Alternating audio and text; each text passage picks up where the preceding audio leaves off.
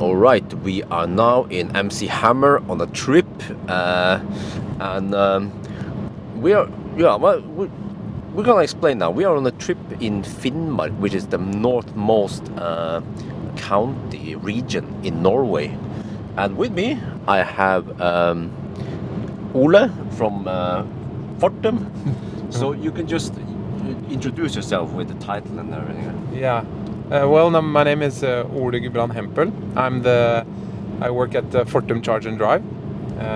I'm the head or having the responsibility for the public charging network in Norway. And that's my title basically. That's my job. Okay. So I tried to make this an interview. So why are we here? We are in Finnmark because the Norwegian government, by the Norwegian Parliament, has decided that they want to build out a national coverage of fast chargers in the whole of Norway. And this was done roughly in 2015 and 2016, but Finnmark was not covered. And Finnmark is a large place and still has almost no fast chargers.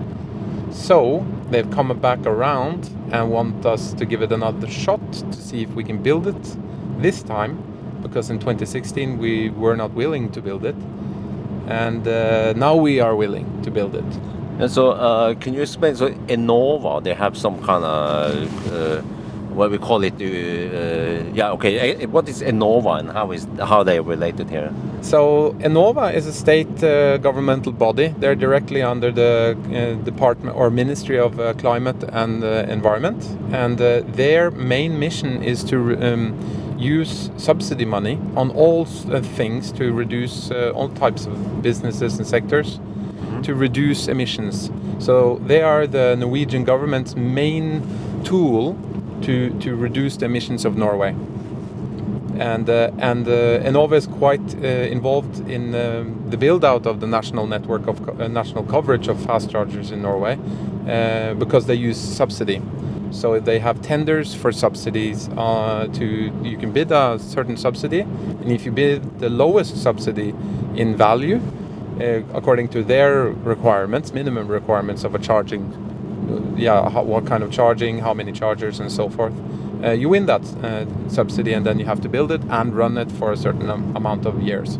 Yeah. So Enova, they had some kind of what they call it, utlysning, or some kind of announcement, or they have a need for something, right? Yeah. Well, Enova are focused on one thing, and that is reducing the emissions in the transport sector. And one way of, or the most efficient way of reducing emissions, as I'm guessing you all know, is to switch out your fossil fuel burning car into an EV. And a very, very effective way of making people buying an EV is to making sure they have a sufficient charging network. So a minimum critical network that they can survive on, or use an EV as if they would use a fossil car. So they want to build a minimum coverage of fast chargers or charging infrastructure in the whole of Norway. That is a very, very effective medium to convince people to buy EVs. Okay. So they have some kind of requirement, right? They have a somewhat detailed plan of what they need, and what is Fortum involved with here? Well, and this is actually a long story, but let's just skip. They tried in 2016. They were not successful to get any tenders on the subsidy to build in Finnmark in 2016. Fast forward to 2019, they want to give it another shot, and they have this time listened very closely to the EV Association, to the grid operators, the electricity utilities, the 7 utilities in Finnmark and northern Troms. And they've taken the feedback from us also as a charging operator, and they basically listened to everything we have to say on that, and they made the requirements according to what what the EV users want, need, and should have to make fossil-free transport within this region, basically. Yeah. And so now it comes to the interesting part. Why are we driving around Finnmark? We are driving around Finnmark, Bjørn, because we need. This is my philosophy. If we're gonna build something here that has to follow a need, we need to be here. We need to actually drive these pieces of road to understand the customer. In Fortum, we are very, very focused on the customer journey, the customer experience, that makes sure that we place a charger the right place and the most visible place and the right village and everything according to the distances and the road and even the road quality, which is quite varying in Finnmark, but overall pretty good. So we are driving the whole of Finnmark, 2,300 kilometers, over 25 site surveys to make sure, Bjørn, that we... Oh, it was a bicycle. Yeah, it was a bicycle in the middle of the night. Yeah. To make sure that we are making the right locations, that actually we're going to build these chargers at the right locations according to the need of an EV driver, not according to office worker that plans and looks at the map and plans everything, but actually where it should be needed according to where people drive in this county, where normal people drive, where do they have their cabins, what kind of traffic is there, and so forth. Yeah, and I mean, so far we've been talking to some locals, well, I mean, yes. So maybe you can explain also what kind of people did we meet on the way, and what did you do on each site? And well, we've met with local utilities. There are, as I said, 7 utilities in this very large area. The 7 summarized. The G7, yeah, grid operators. We met them, and they tell us where they have power, and there's nearly never enough power for these charging stations.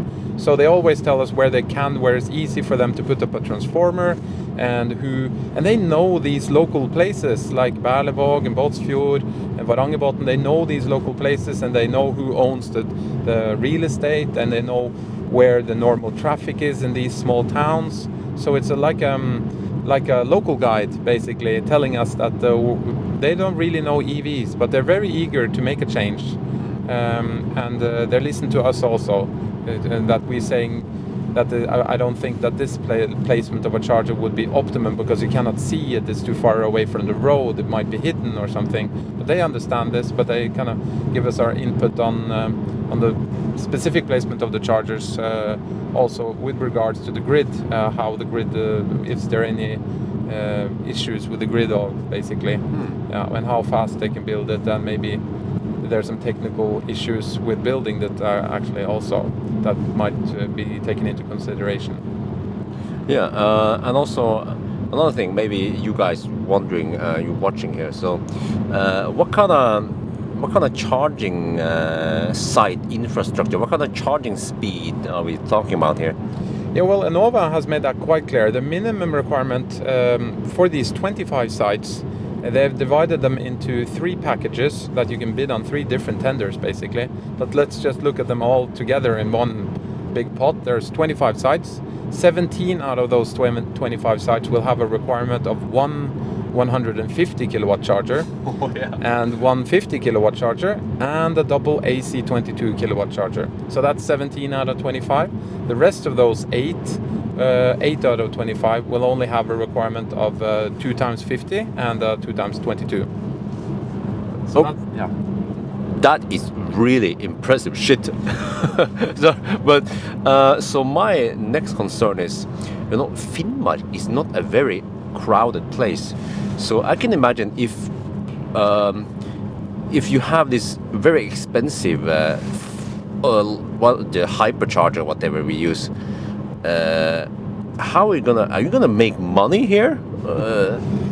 Well, to be quite frankly, this is the main reason why we didn't build out in 2016, is because we saw enormous possibility to lose a lot of money by just operating them. Even if Enova subsidized 100% of the investment, we're still stuck with the operational cost and loss. So this has been a big issue and debated a lot, also publicly. But now we see that Enova and the government have done what they actually can do on these issues. And what's most important is the utilities have gone together and are willing to do whatever they can to minimize the operational costs. And what we see is a cooperation between the grid utilities and also us as a charge point operator.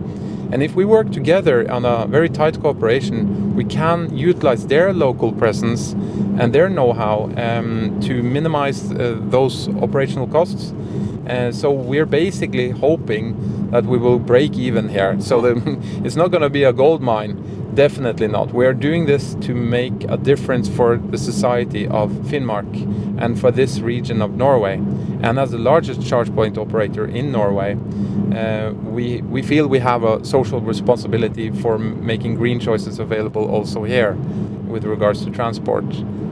Yeah, because on this trip we have seen Teslas and a Leaf. One Leaf. Yeah, a Zoe and stuff. Yeah, a couple of Zoes. So, I mean, it seems like people want to drive electric, but we heard also from the locals, they simply can't because the network is not here.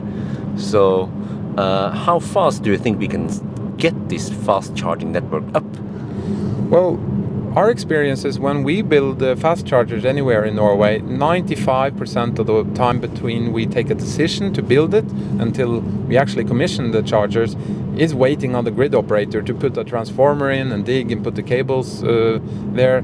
Everything else is stockpiled in our warehouse. So chargers, shed, even the foundation, and our installation contractors, electro contractors, they have availability to do it quick and quite fast. So actually normally it takes a long time, maybe 6 months, maybe 9 months. But what's very, very promising for Finnmark is that the grid operators are themselves very invested into making a quick change, so building out all these 25 chargers very fast. So this year, before the autumn and the frost and winter comes back again, so hopefully we will be able to build most of these chargers before that. There will probably be odd cases where we cannot build that fast and we're probably waiting for something, but the most important is that the grid operators are really eager and they will probably do whatever they can to make the building go as fast as possible. That sounds very promising. Having the grid operators with us, it's like I said, it's a very powerful ally. It is a very, very powerful ally. Just to be clear that, of course, they are willing to do this with anyone, even though we might win the tender or any other charge point operator might win the tender. They are willing to do whatever they can as fast as they can to make this to make the build out as soon as possible, basically. Well, yeah, we have to look where we're going also. Yeah. We are actually on the trip, still on the trip. We are not halfway yet. No, we're not halfway yet. It's a long way, Bjørn. I'm very happy that you were able to join us on this trip to see this beautiful piece of Norway. Actually, I've been really looking forward to this trip to see this country, to see these distances, to see these roads, and to meet the people up here, and to kind of to make a difference in the world, really, for the people living up here and making green electromobility very available for them, actually. Yeah, I mean, it's like what is it, the chicken or the egg, right?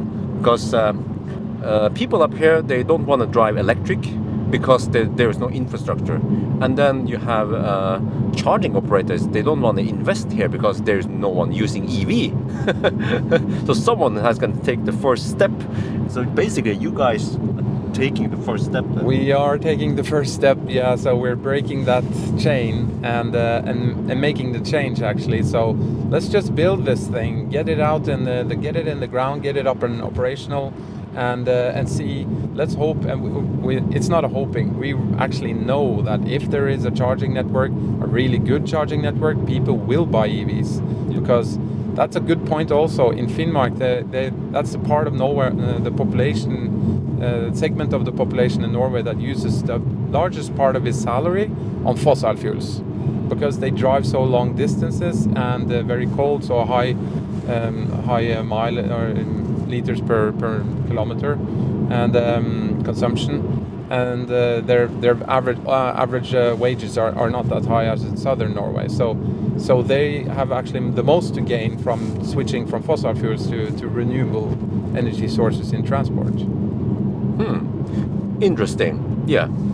So yes, and well, I think we're running out of time, but very interesting stuff. Hopefully this is give you guys some more insight into what's going on, and it's very also fun and interesting for me to join you and see how you work in the field. Yeah. But you will also see there are also other videos where we actually with the actual trip. Yeah. So yes. Anyway, I think is there more you want to add? Yeah, just one more thing is we really don't think about it that much, but Finnmark has been like a desert with regards to charging infrastructure for a long time. Yes. Yeah, and now they will get the world's most advanced charging infrastructure because they will get a lot of high power chargers and chargers everywhere. So if you have an EV that can drive a maximum 120 kilometers, you will be able to drive virtually anywhere in this part of Norway that is actually bigger than Denmark. So now we have the midnight sun up in my eyes running. So time to finish off. Yeah, it's 11:30 at night. Wow, that's a cool feature. Yeah, I got the midnight sun directly in my eyes now. But all right, so I think that'll be it. If you guys have more questions to Fortum or maybe some of the other guys involved here, just ask and I will try to relay it, or they can probably just read it also. So I think that's it. Hope you guys enjoyed this video. As always, thank you for watching and talk to you later.